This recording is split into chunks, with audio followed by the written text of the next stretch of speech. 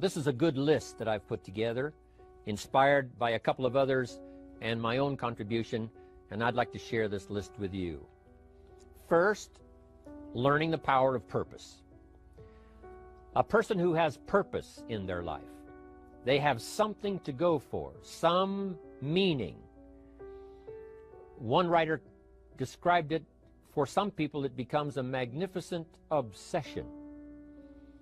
And for you and I, maybe it doesn't need to be that dramatic as a magnificent obsession. But it has to be something that does something to us, something that pulls us, especially into the future. You know, there are many influences on us. One is the influence of the past. Some people are always pulled back by the past.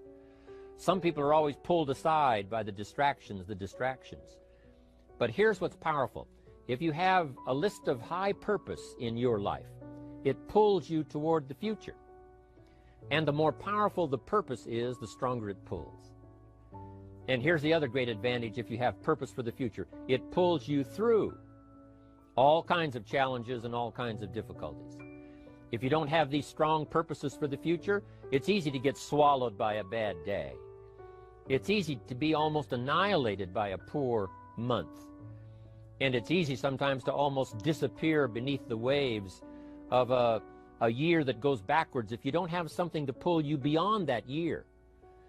So if you want something to pull you through all kinds of challenges, all kinds of difficulties and things that come at you, you got to have something on out there, beyond today, beyond next week, beyond next month, beyond this year, that pulls you into the future. And the clearer it is, the stronger it pulls. The more dynamic it is, the more it affects your life, your spirit, your heart, your soul. It also creates imagination. It gets your mind working on how to achieve that purpose. And if your mind will work, and if your heart works, and if your spirit works, and if you have good input, like good ideas, I'm telling you, there isn't anything you can't accomplish. So that's one of the great powers that'll make a variable of you, and that is purpose. Here's the next one, self-confidence. Where does self-confidence come from? And this is the best advice I can give you on that. Not neglecting, first of all, the small daily disciplines. Self-confidence really comes from feeling good about yourself. And one of the best ways to feel good about yourself is at the end of the day to know that you poured it on. You did your best. If you conducted a meeting, you did the best you could. If you made a phone call, it was the best phone call you could possibly make. If you wrote a letter, it wasn't a casual letter, it was your best letter. At the end of those kind of days, when you feel good about yourself, self-confidence starts to rise. You know that if you can have this kind of a good day, you can have another one the next day, and those days become the weeks become the months, and the month becomes a powerful year. Self-confidence comes from the lack of neglect.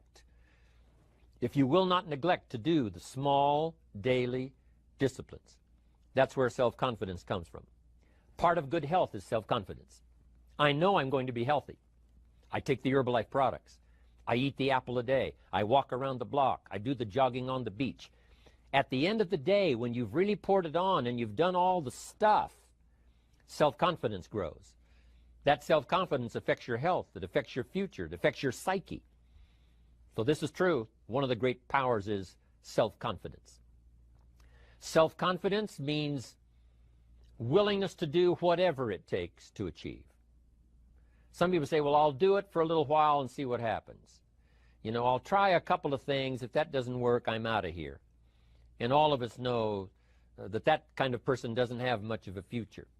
But if you're willing to do whatever it takes, if I have to learn a couple of things, I will learn those things. If I got to learn 5 or 6 things, I'll learn all 6. If I have to take an extra class, I'll take an extra class. If I've got to read the books, I'll read the books. If I have to consult with people who know more than I know, I will do the necessary consulting. Whatever it takes, I will do. That starts to develop unbelievable self-confidence. Self-confidence also comes from the ability to rise above your circumstances, to rise above what happens, the petty little things, the discouraging things that would sink everyone else's ship except yours, that would cause someone else to quit early in the day, but you keep going. That kind of willingness to overcome all circumstances, whether it's the little challenges or the big challenges. If you're willing to do that, I promise you, this kind of power will work for you, and in you, the variable, it'll make a difference. The third on the list I had was enthusiasm. And here's what I wrote about enthusiasm. Enthusiasm that's powerful is mostly enthusiasm that is enthusiasm inside, 90%, 10% outside. We all know what the enthusiasm is like when somebody lets us see their enthusiasm, which is like the 90%, and only 10% of it is inside. But the enthusiasm that really affects people is not just being loud, but the enthusiasm that runs deep, the enthusiasm that comes from deep inside, created by self-confidence, created by purpose, created by genuine willingness to help other people. That kind of enthusiasm, knowing that you're going to get the job done, knowing you're going to affect people, knowing you're going to have testimonials flowing in from all kinds of directions. That kind of enthusiasm. A lot of it is quiet. A lot of it is unheard. And the 10% that's heard, it rings a bell. People call it genuine enthusiasm because they know that what you say in the outward display of your enthusiasm is only a small tip of the iceberg of the enthusiasm you feel inside that really motivates you to do the best job you can. Next on my list to help you become the powerful variable is expertise. Wanting to excel in all of the skills and settling for nothing less than an outstanding performance. If you're willing to be the best in your field, if you're willing to demand of yourself excellence in skills, to be the best that you can possibly be, in the training, do the best you possibly can. In doing a workshop, do the best you possibly can. Developing the skills of using your personality, developing the skills of language, developing the skills of influence, developing the skills of organizing. If you're willing to be an expert in all of the skills, Herbalife has the way for you to invest those skills and not only make a handsome living, not only make a lot of money, but if you would so desire and if it would be your purpose, a chance to make your fortune. Expertise, excellence in skills. Here was the next one on my list, making a powerful contribution to you, the variable, and that is preparation. Well prepared. And preparation, of course, involves a whole lot of things. A big share of our life is preparing, getting ready. When we go to the first grade in school, we're just preparing for the second grade. After we've finished 2 grades, the 2 grades prepare us for number 3. Sometimes it seems like a long, excruciating time. And the time will just seem like it'll never come when we can finally have the performance that we really want. But it takes time to prepare. It takes time to get ready. And the decisions you make in the preparation time, those are the decisions that last for a lifetime. Preparing to have a good day. It's that preparing, maybe the night before, maybe the couple of days before the day that you're going to put everything together. The preparation for a meeting means that you've taken it serious. The preparation for doing a workshop means you're serious about the workshop. You want to make the best contribution.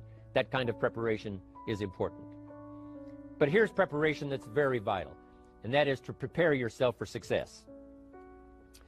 Life seemingly does not wish to waste success on the unprepared. Life says, why waste a fortune on this person? They're not prepared to do the right things with it. They're not prepared to use it wisely. If a fortune was bestowed upon this unprepared person, it would probably be wasted. The people that could have been touched won't be touched. What could have been done won't be done because this fortune will have been wasted on the unprepared person. So not only look for fortune, not only look for the promise, but prepare yourself and ask of yourself, what can I do to make myself ready? Because remember, life was designed not to give us what we want, not to give us what we need, but life was designed to give us what we deserve. Every value in life must be paid for, and those that pay are the ones that get it. It says those that give receive. Someone says, I wish to receive, I wish to receive. You don't have to concentrate on receiving. Just become a good giver. It says those that search will find. Someone says, well, I need to find some good ideas to help change my life for the future. Then to find good ideas, that doesn't come because you need them. It comes because you search for them. If you want good ideas, you got to go after them. You got to go to the class, you got to go to the workshop, you got to go to the training, go to the book, right? You got to go to the journal, right? Go where good ideas are being taught. Go searching, go looking, because good ideas are not going to be wasted on those that are not seeking, searching, well prepared.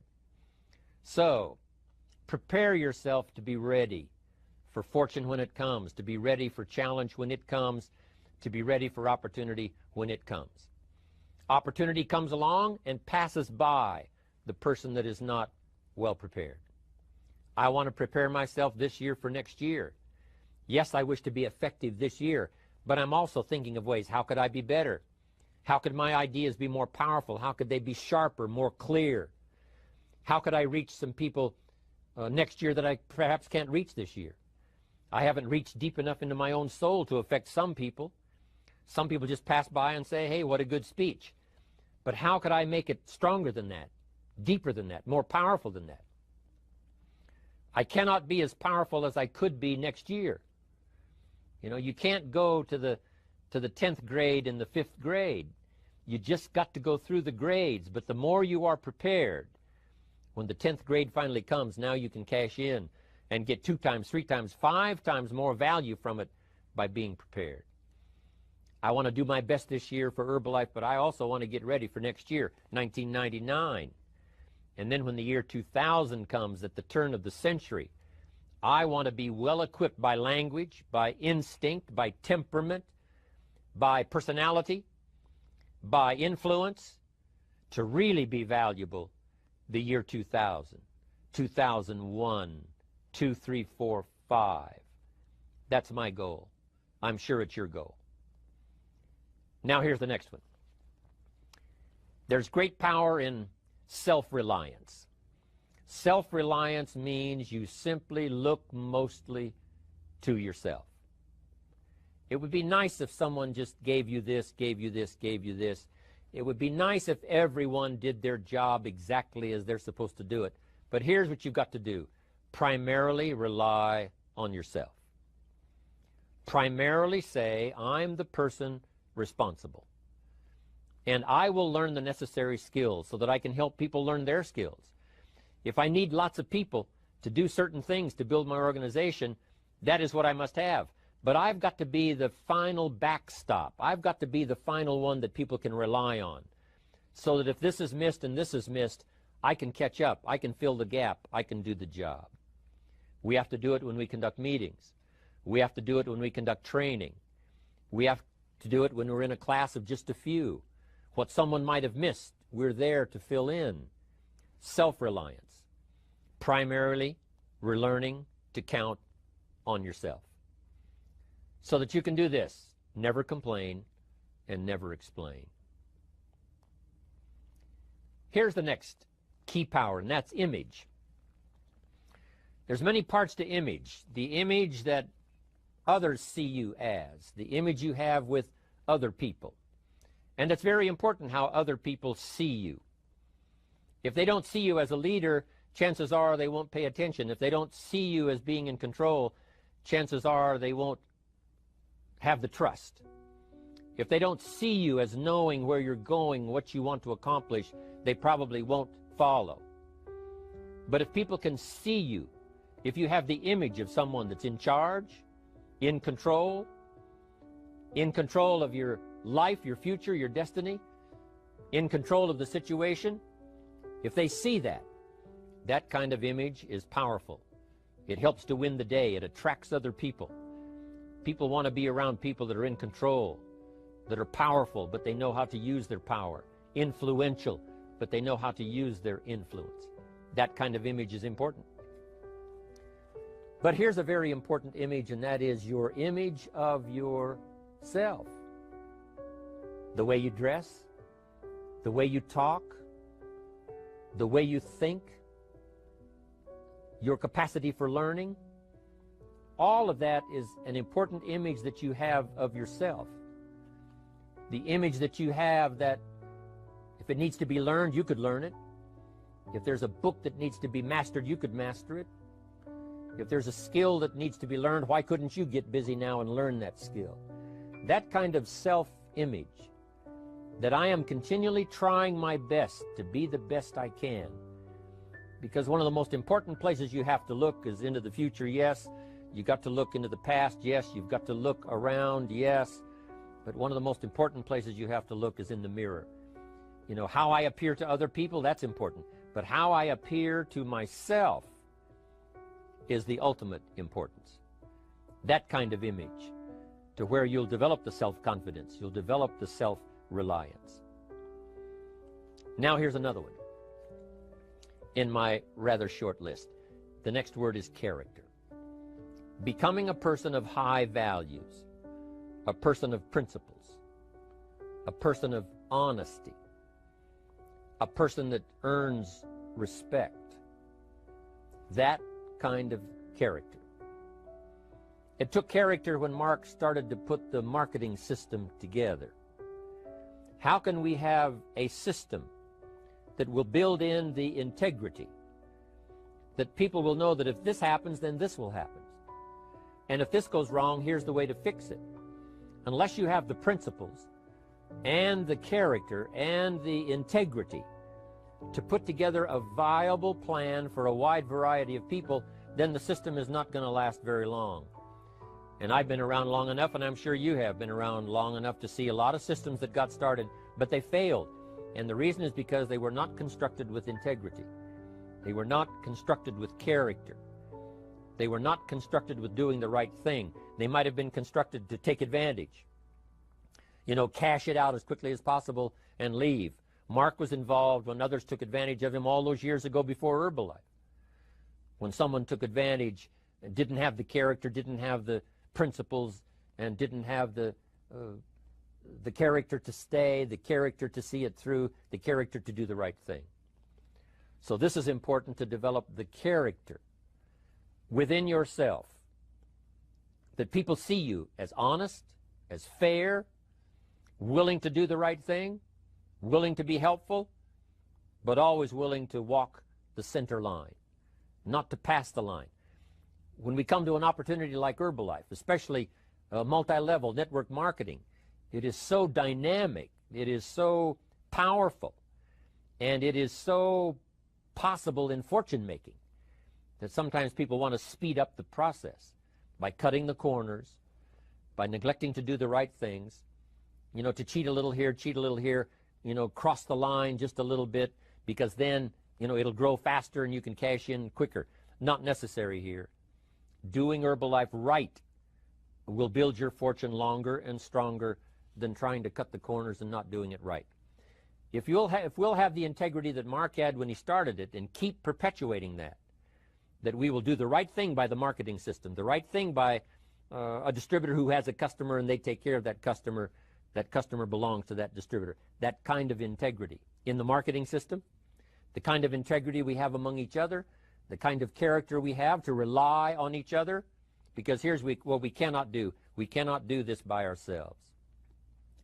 Mark's got to count on me. I've got to count on Mark. We've got to count on the president's team. The president's team has to count on the chairman's club for advice and counsel. We have to count on the millionaire team, the tabulator team, the world team. We've got to count on the distributor. We've got to count on the distributor giving the right message to the potential customer. We've got to count on the distributor giving wise counsel to the new recruit, teaching them the right way, the Herbalife way, the principled way, the character way. Vitally important. Building and developing your own character. Now here's another one. It's called self-discipline. Self-discipline, all of us have a challenge with that. Because sometimes it's easy, and especially if you're working hard, doing the best you can, it's easy sometimes to let up and let it go. But remember, So many people, especially now that we're as big as we are around the world, are counting on what we do. At home office, they have to be careful. They have to be disciplined. It's easy for the person who ships the product from Herbalife says, oh, well, I'll wait until tomorrow to ship it. And then they go home and sleep like a baby. But the distributor who's waiting for that product doesn't sleep that night, or doesn't sleep when the product doesn't show on time. But if everybody will have the discipline to say, I will do the best job I can. I will make mistakes, of course, because we're all human, but I'll try to remedy those mistakes and do the best job I can. That kind of self-discipline that understands how important your part is in all of the functions that work. Coming to work on the set here, HBN, there's so many people that play a part. And each one of the parts that are played is necessary to put on the broadcast, make it viable, make it real, make it powerful. Any couple of them missing, and it would be a disaster. But all of it put together, and it works like a charm. Each person developing the self-discipline to do their part, do their job. Here's one more, and that is the power of extraordinary performance and demanding of yourself excellent results. This is so important. If you want to live extraordinary, you must do extraordinary. If you want an extraordinary income, you must do extraordinary things. If you want an extraordinary fortune, you must go with the demands of what it takes to have that fortune. Mark has made such a fortune, it's almost beyond comprehension what the numbers really are. But guess what he has the satisfaction of knowing? He earned it all. If he'd have been lax in the performance, Herbalife would not be here these 18 years later. Herbalife would have been a footnote in multi-level history. But because he performed year after year, the 3rd year and the 5th year, and the 7th year and the 10th year, and the 12th year and the 15th year, and now performing well in the 18th year, I'm telling you, that's what makes it such a viable fortune for Mark personally, of course, because he did the job. If we would ask of ourselves that kind of performance, and you've got to ask it of yourself. You know, I can't ask it of you. I would try to inspire you. I would try my best to share with you what it might taste like, what it's like to finally make your fortune. It happened for me. But here's what you must do. You must demand it of yourself. Society does not demand that you not have a heart attack. But if you want to escape having a heart attack, you must demand it of yourself. Society doesn't demand that you take Herbalife and improve your health. You have to demand it of yourself. Society doesn't demand that you jog around the block every morning. But if you want good health, you must demand it of yourself. Society doesn't demand that you read a couple of books a week and improve your intelligence and your knowledge.